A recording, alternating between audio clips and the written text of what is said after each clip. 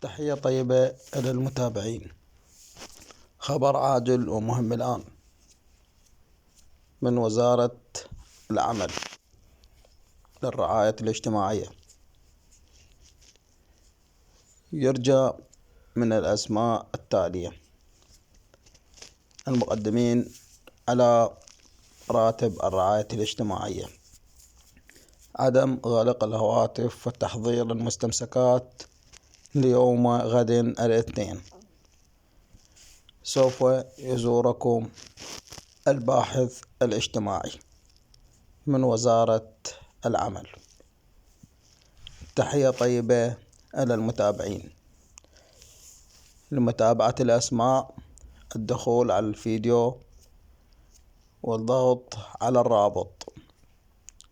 تحية طيبة إلى المتابعين.